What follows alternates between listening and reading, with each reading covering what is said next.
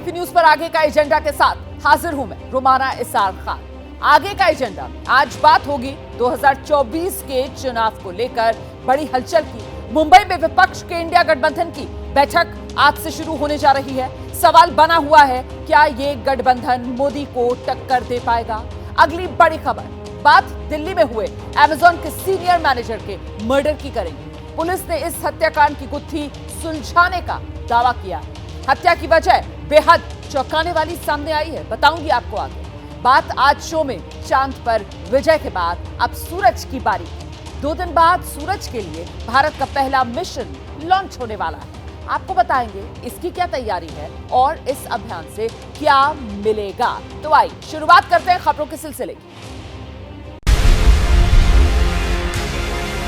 हमारे पास प्रधानमंत्री बनने के लिए चॉइस बहुत है। पीएम का मतलब फिर मिलेंगे 2024 के बाद। मुंबई का पूरा माहौल इंडियामय हो गया। इन बैठकों से कोई फर्क नहीं पड़ेगा। देश के अंदर नरेंद्र मोदी की जो लोकप्रियता है उसका कोई गठबंधन मुकाबला नहीं कर सकता। तो मोदी वर्सेस ऑल, विपक्षी गठबंधन की तरफ से 24 के लिए यही दी जा रही है कॉल। 2024 के चुनाव को लेकर आज का दिन बेहद अहम है। मुंबई में विपक्ष के इंडिया गठबंधन की आज बैठक होने जा रही है। इंडिया गठबंधन की ये तीसरी बैठक है।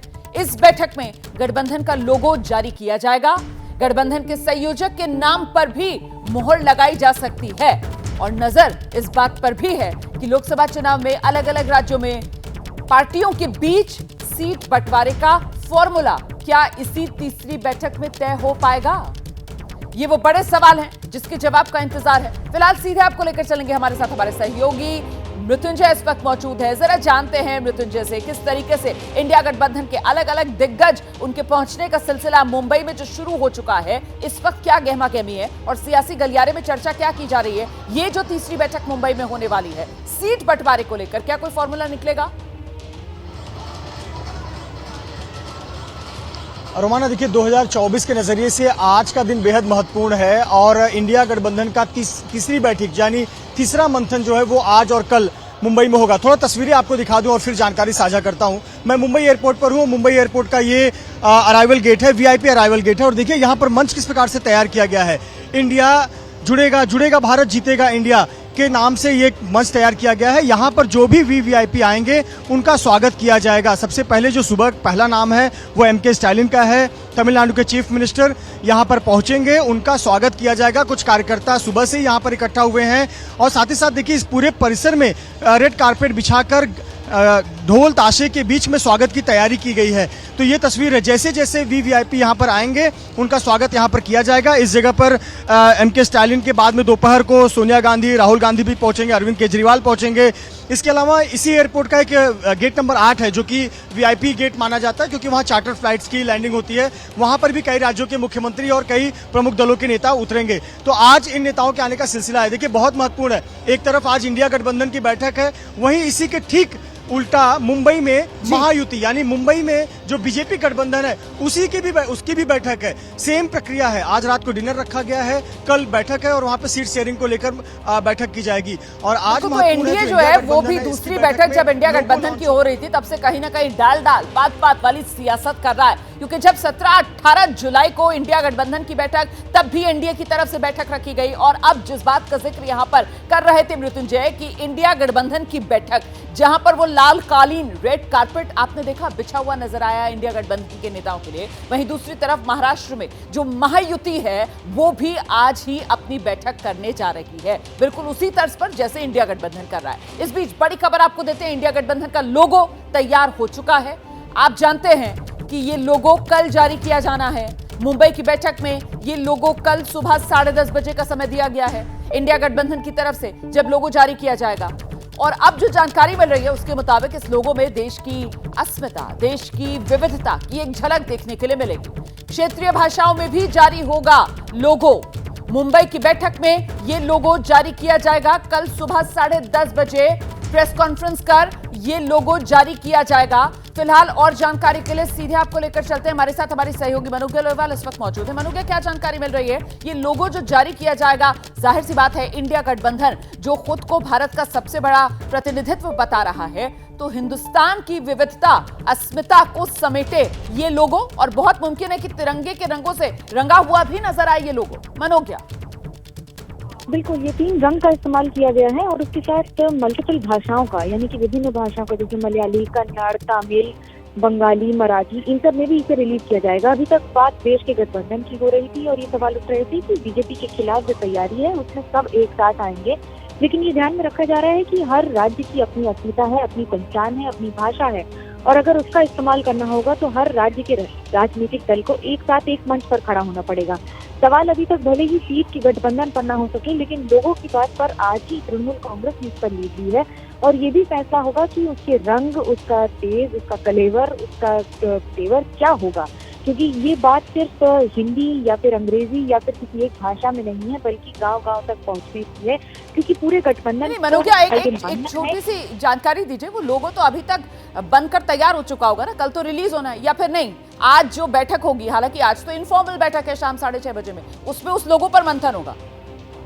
जहां तक मुझे जानकारी है सूत्रों के हवाले से, तो यही खबर है कि लोगो पर सहमति बन चुकी है, लोगो बनकर तैयार है और कल सुबह 10:30 बजे लोगो रिलीज होगा। मनोज्ञा लोहेवाल जी बिल्कुल, ये बात सही है कि बनकर तैयार है, लेकिन फिर भी सबकी सहमति सबको दिखाकर एक साथ अगर कोई सजेशन होंगे, इसलिए ये समय लिया गया है जिसे आज शाम को दिखाया जाए, पेश किया जाए और उसके बाद कल सुबह उसको रिलीज किया जाए। बहुत शुक्रिया आपका मनोज्ञा लोहेवाल फिलहाल इस अपडेट के लिए। तो कल सुबह 10:30 बजे ये विपक्षी गठबंधन इंडिया, जिसका लोगो जारी कर दिया जाएगा और जिसका जिक्र मनोज्ञा कर रही थी कि जो देश की अस्मिता है, देश की विविधता है, अलग अलग भाषाएं जो देश की हैं, उसके प्रतिनिधित्व के तौर पर अलग अलग भाषाओं में भी ये लोगो जारी किया जाएगा। देखिए, विपक्षी गठबंधन बैठक के जरिए कई सवालों के जवाब ढूंढने की कोशिश भी करेगा, और सबसे बड़ा सवाल तो यही है कि विपक्ष की तरफ से प्रधानमंत्री पद के लिए चेहरा कौन होगा, क्योंकि प्रधानमंत्री के उम्मीदवार के लिए हर पार्टी अपना अपना दावा ठोक रही है। नीतीश कुमार जी प्रधानमंत्री पद की सारी योग्यताएं रखते हैं जो होनी चाहिए। उनका केंद्र सरकार में अटल जी के मंत्रिमंडल में 5-6 विभाग संभालने का उनका योग्यता रही, अनुभव रहा है। पिछले 16-17 वर्षों से बिहार को आगे बढ़ाने में उनका योगदान रहा है, लिहाजा वो किसी भी बड़े से बड़े पद के लिए योग्य हैं। आप मुझसे पूछेंगे तो मैं तो चाहूंगी अरविंद केजरीवाल जी हो प्रधानमंत्री के उम्मीदवार। लगातार एक चैलेंजर की तरह वो उभरे हैं, देखे जा सकते हैं प्रधानमंत्री मोदी के आगे। मैं समाजवादी पार्टी की कार्यकर्ता हूं। मैं चाहूंगी कि मेरे राष्ट्रीय अध्यक्ष प्रधानमंत्री बने, वो काबिल हैं, इस लायक हैं। उत्तर प्रदेश की जिम्मेदारी है उन पर। राष्ट्रीय अध्यक्ष अखिलेश यादव में ये काबिलियत है कि वो प्रधानमंत्री अगर बनेंगे तो जरूर गठबंधन और इंडिया के लिए अच्छा होगा, लेकिन निर्णय सामूहिक होगा।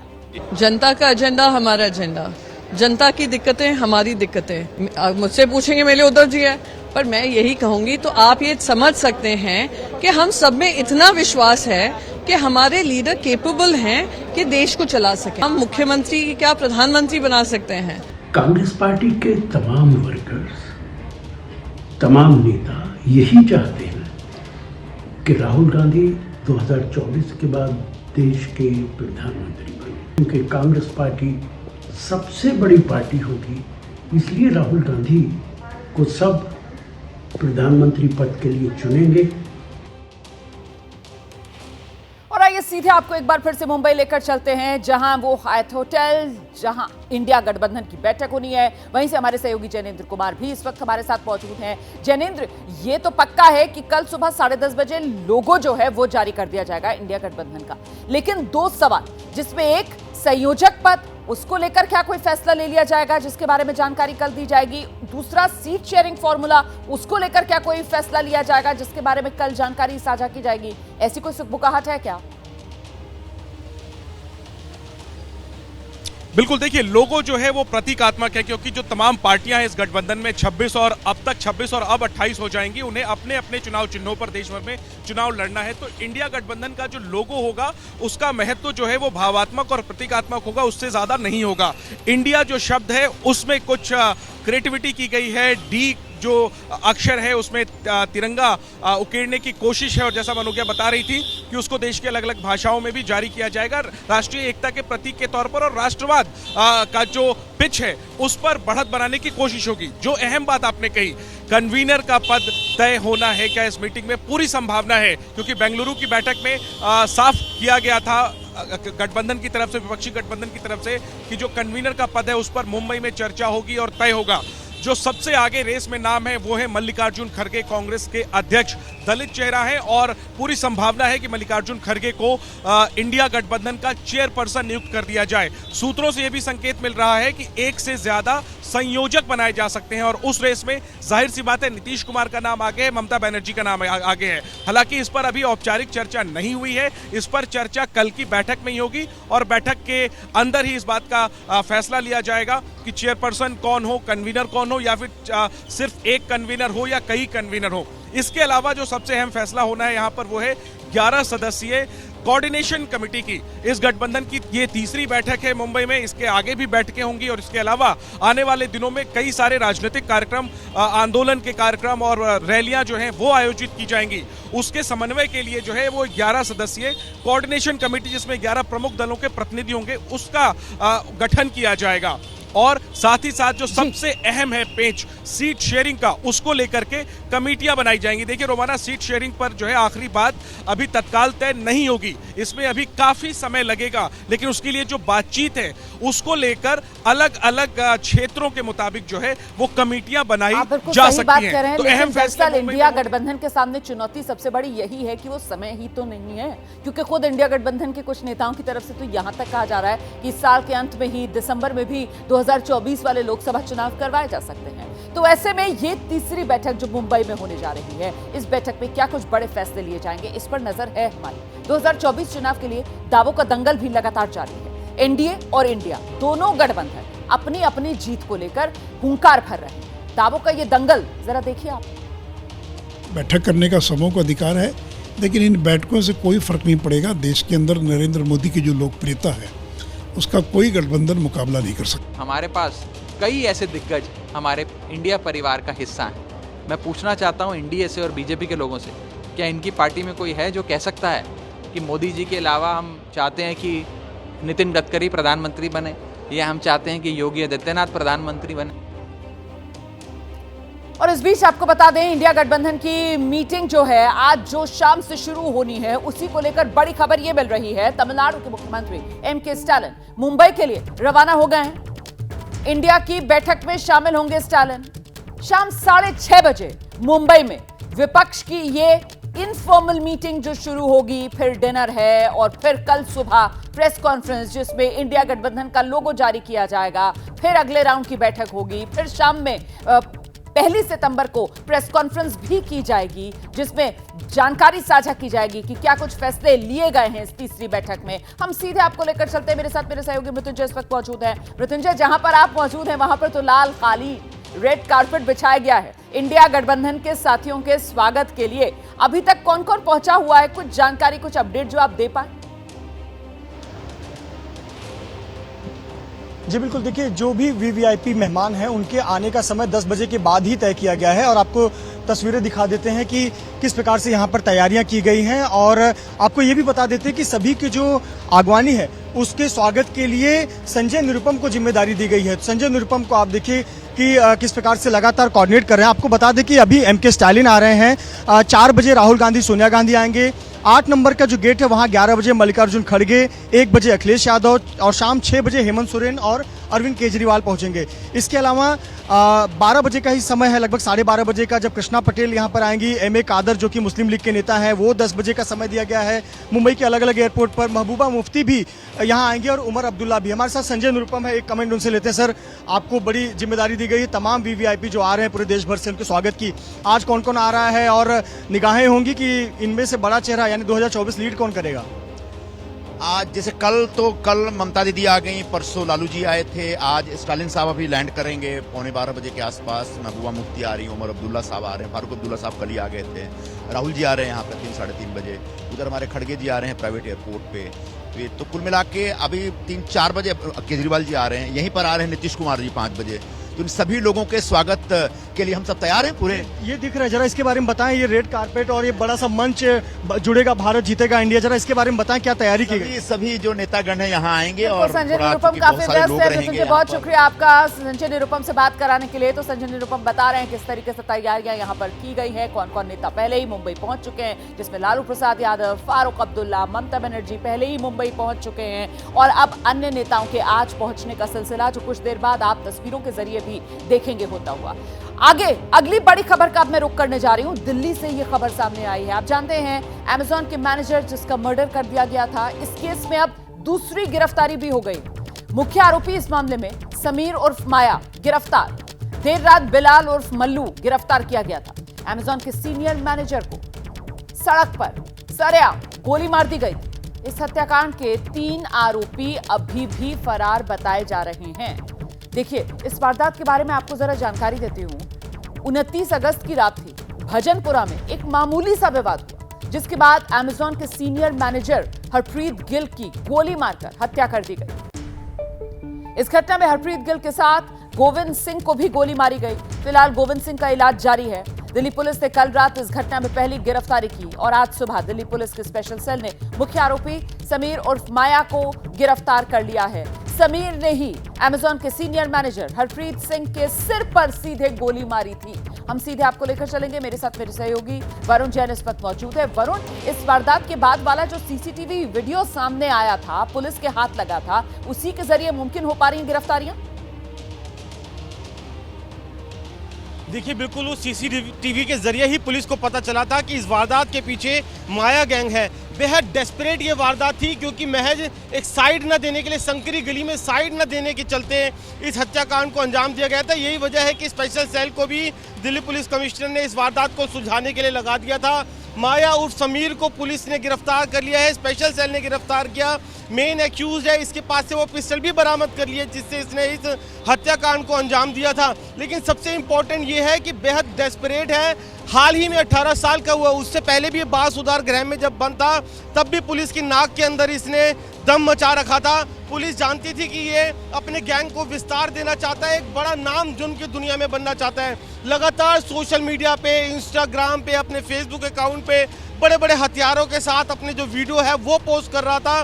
तो कहीं ना कहीं एक बड़ी गिरफ्तारी है। लेकिन सवाल ये भी यहाँ पर खड़ा हो रहा है कि पहले से पुलिस के रडार पर था, किसी बड़ी वारदातों को अंजाम देना चाहता था, जुर्म की दुनिया में बड़ा नाम बनना चाहता था, तो पुलिस की नज़र माया के ऊपर क्यों नहीं थी? क्यों इस बात का इंतजार किया गया कि उसने इतनी बड़ी वारदात को अंजाम दिया, इतना डेस्परेट तरीके से एक शख्स को गोली मारकर हत्या कर दी और उसके जो दूसरा साथी था उसको गंभीर रूप से घायल कर दिया।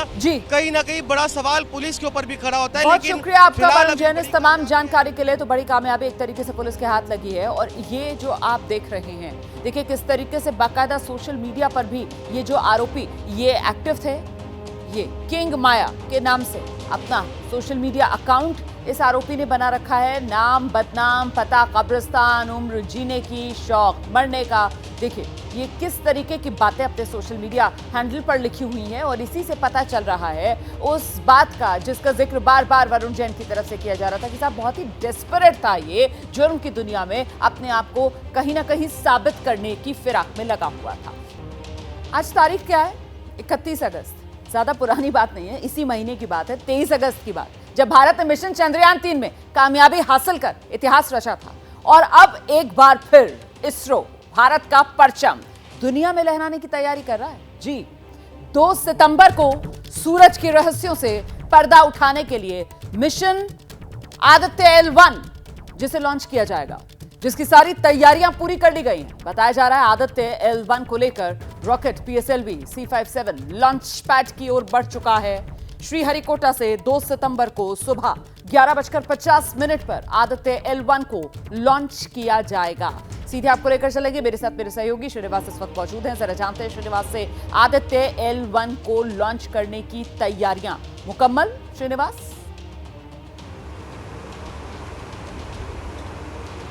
देखिए रोमाना, पूरी तरह से ऑल सेट कहा जा सकता है। आदित्य L1 को प्रक्षेपित करने के लिए PSLV C57 को ऑलरेडी श्रीहरिकोटा का जो प्रक्षेपण स्थल है वहाँ पे उसको लगा दिया गया है। अब जो प्रक्रिया है वो आखिरी वक्त में आप कह सकते हैं कि लॉन्च से कुछ घंटे पहले उसमें फ्यूलिंग की जाती है, तो सिर्फ फ्यूल डालने की प्रक्रिया बाकी है, क्योंकि उसका एक तय वक्त होता है। उस वक्त पे फ्यूलिंग कंप्लीट होगी और ठीक 11:50 पर आदित्य L1 को लेकर PSLV C57 आप जानती हैं कितनी लंबी उड़ान के लिए जाएगा, तकरीबन 1.5 मिलियन किलोमीटर की दूरी तय करेगा। 128 दिन का वक्त होगा और उसके बाद पहुंचेगा अंतरिक्ष में एक ऐसी जगह जहां पे सूर्य और धरती दोनों का गुरुत्वाकर्षण समान होता है और वहां पे जाकर आप कह सकते हैं वहां दिया गया है लैंग्वेज L1 पॉइंट, जहां पर पहुंच जाएगा हमारा आदित्य L1। बहुत शुक्रिया श्रीनिवास आपका इस अपडेट के लिए।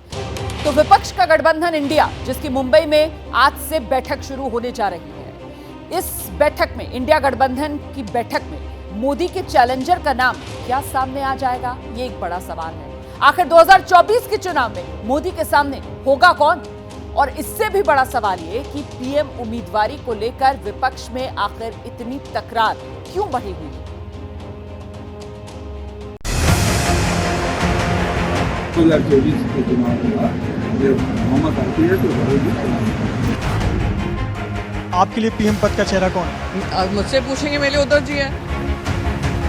मैं तो चाहूंगी अरविंद केजरीवाल जी हो प्रधानमंत्री के उम्मीदवार। मैं चाहूंगी कि मेरे राष्ट्रीय अध्यक्ष प्रधानमंत्री बने, वो काबिल हैं, इस लायक हैं, उत्तर प्रदेश की जिम्मेदारी है उन पर। अभी ना एजेंडा तय हुआ, अभी ना झंडा तय हुआ, ना मैनिफेस्टो की चर्चा हुई, ना सीट शेयरिंग पर बात हुई, लेकिन विपक्ष का पीएम उम्मीदवार कौन होगा, इस पर इंडिया गठबंधन की पार्टियों में तकरार शुरू हो गई है। हर पार्टी के पास अपना पीएम कैंडिडेट है।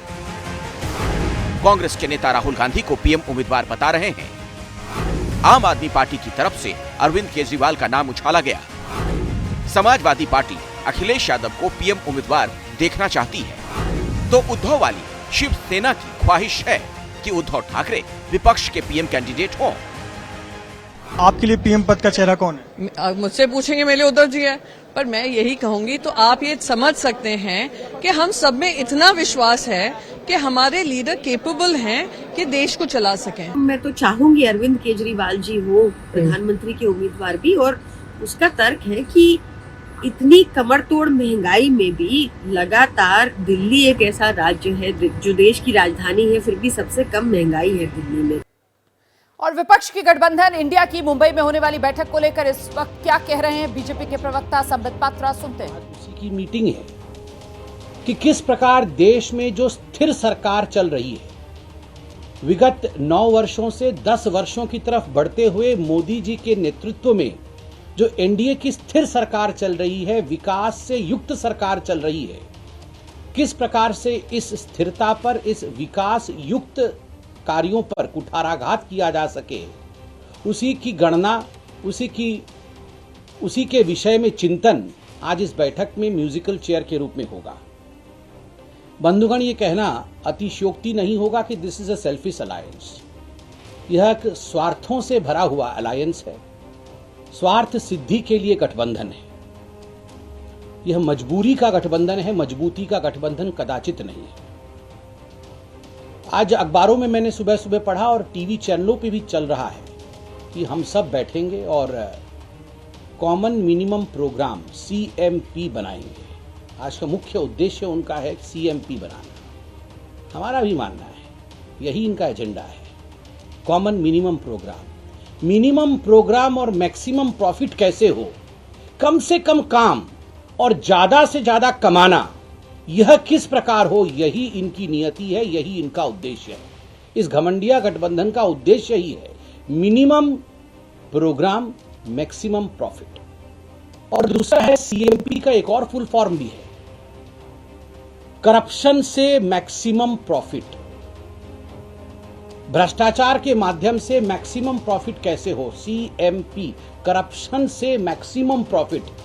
आप सोच के देखिए, जब अनेकों देश कभी कभी अंतर्राष्ट्रीय स्तर पर बैठते हैं, भारत भी बैठता है, रूस भी बैठता है, चीन भी बैठता है, US भी बैठता है, ये सारे देश जब बैठते हैं तो आप सब जो टीवी के हमारे मित्र हैं, बंधु हैं, आप लोग टीवी पर कहते हैं और एंकर्स कहते हैं कि ये जो 6 देश बैठे हुए हैं ये विश्व के GDP के इतने प्रतिशत को रिप्रेजेंट करते हैं।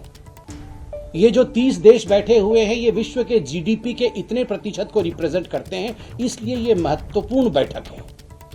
आज ये कहना अतिशयोक्ति नहीं होगा, I be extremely right to state that as far as today's meeting in Mumbai of the so-called घमंडिया गठबंधन is concerned, आज अगर कहा जाए कि ये सारी पॉलिटिकल पार्टीज जो बैठ रही हैं, 28-29 कुछ पॉलिटिकल पार्टीज हैं, अगर इनका कुल देखा जाए तो 20 लाख करोड़ का करप्शन और घोटाला इन सभी पॉलिटिकल पार्टीज ने मिलकर किया है। Collectively these political parties which are going to have a meeting in Mumbai today are responsible for 20 lakh crore worth corruption cases. और जैसे ये कहते हैं कि हमारी पार्टियां तो विविध हैं, इनका करप्शन भी विविध है।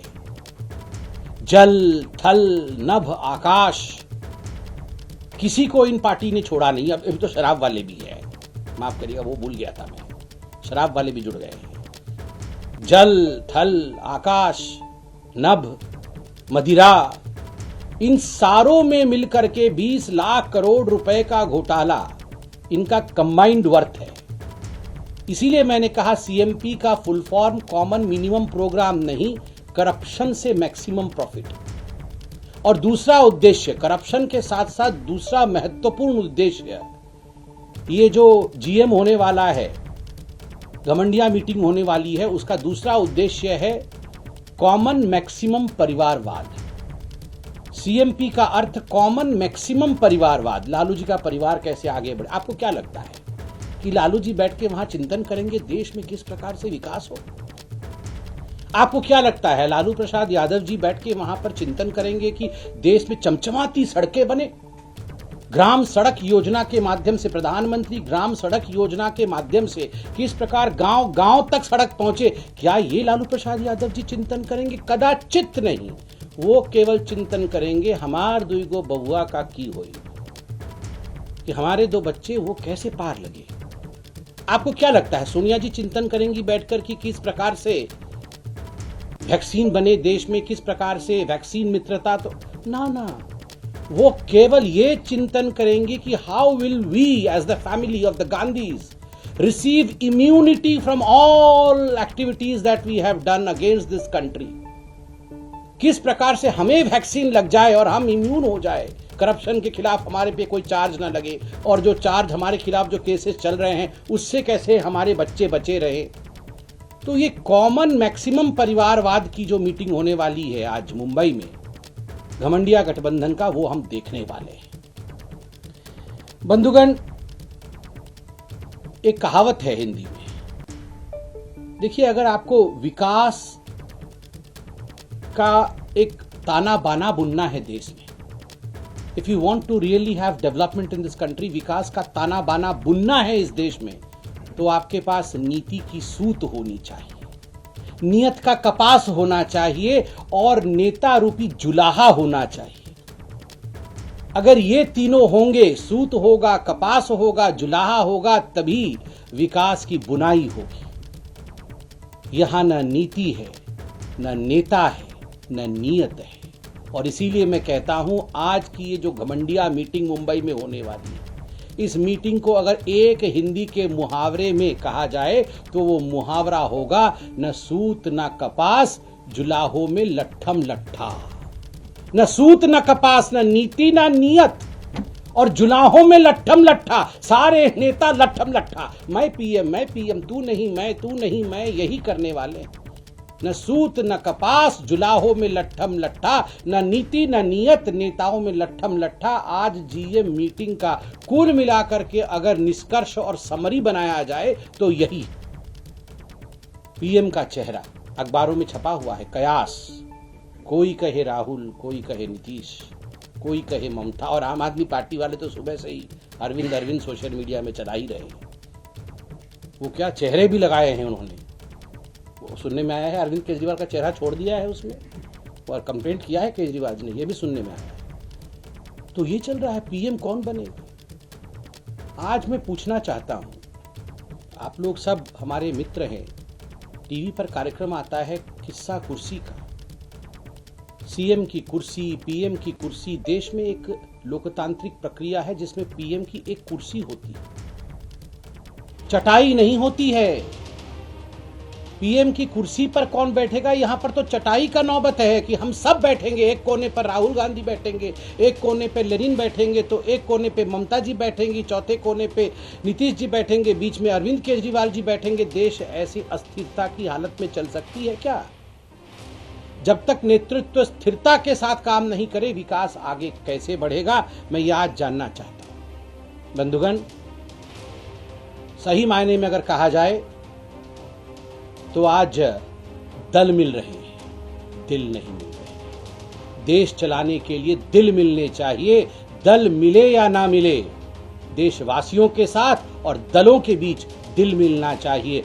आज जो ये बैठक मुंबई में हो रही है, उसमें केवल और केवल दल मिल रहे हैं, दिल किसी का किसी से नहीं मिल रहा। अंत में इतना ही कहूंगा कि आज के समय के साथ चलना चाहिए। ये कहना अनुचित नहीं होगा, अतिशयोक्ति भी नहीं होगी कि जहां तक एनडीए का सवाल है, हम चंद्रयान हैं, मिशन 3 भी सक्सेसफुल होगा, तीसरी बार भी सही तरीके से आप देखिएगा हमारी सरकार बनेगी, मिशन 3 भी सक्सेसफुल होगा और चंद्रयान की लैंडिंग के पश्चात, तो ये लैंडिंग भी साउथ पोल पर होगा, अर्थात विकास इस बार मोदी जी के तीसरे टर्म पे वहां पहुंचेगी, वहां लैंडिंग होगी, उस जगह कोने कोने तक जाएगी जहां किसी ने कभी कल्पना भी नहीं की थी। देश बहुत आगे बढ़ा है और जैसे मोदी जी ने कहा था, मिशन 3 में हम तीसरे नंबर की अर्थव्यवस्था पूरे विश्व में बनेंगे। We will become the third power in this world as far as economic power is concerned, as far as economy is concerned.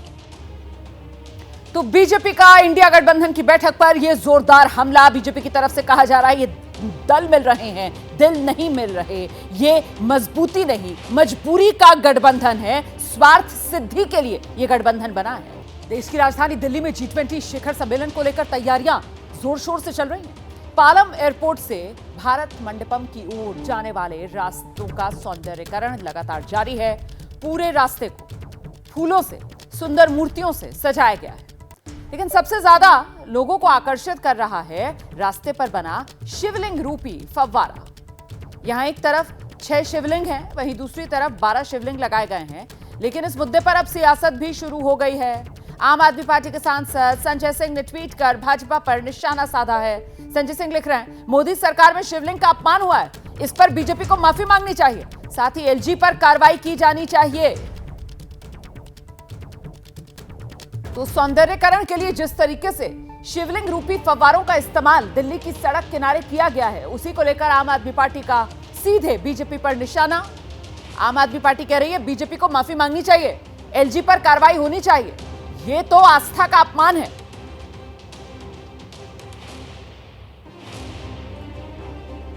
तो ये वो शिवलिंग रूपी फव्वारे की तस्वीरें भी हम आपको दिखा रहे हैं। दरअसल एयरपोर्ट से लेकर पूरा जो भारत मंडपम है, वहां तक इसी तरीके से रास्तों को सजाया गया है, संवारा गया है। जगह जगह आपको सुंदर फूल खिले हुए नजर आएंगे, हरियाली नजर आएगी, मूर्तियां नजर आएंगी और फव्वारे जो लगाए गए हैं उसमें शिवलिंग रूपी फव्वारे को लेकर ये पूरा सियासी विवाद। आपको दिखा देते हैं शिवलिंग वाली जगह से संवाददाता मेघा उपाध्याय की रिपोर्ट।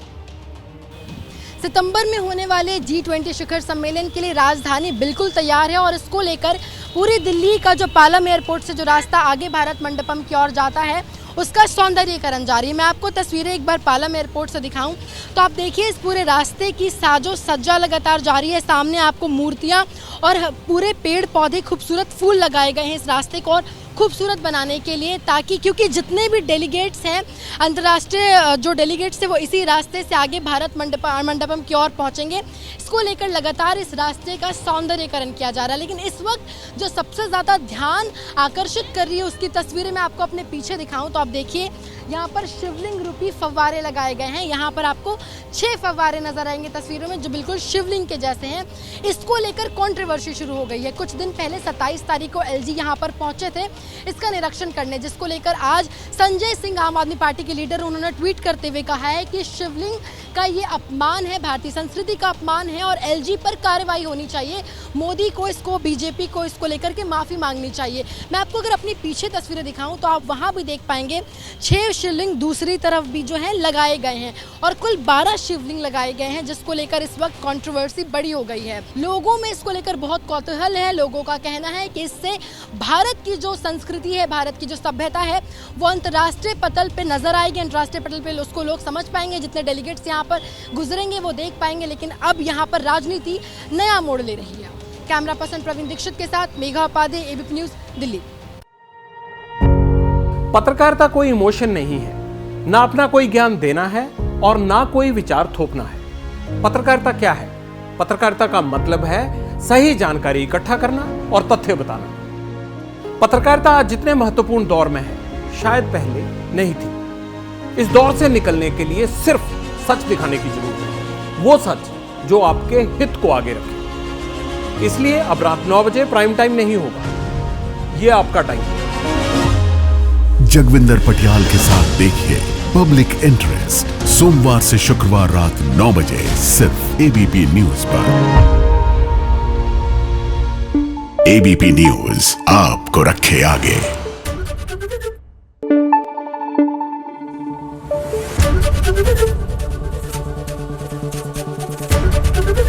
एबीपी न्यूज आपको रखे आगे।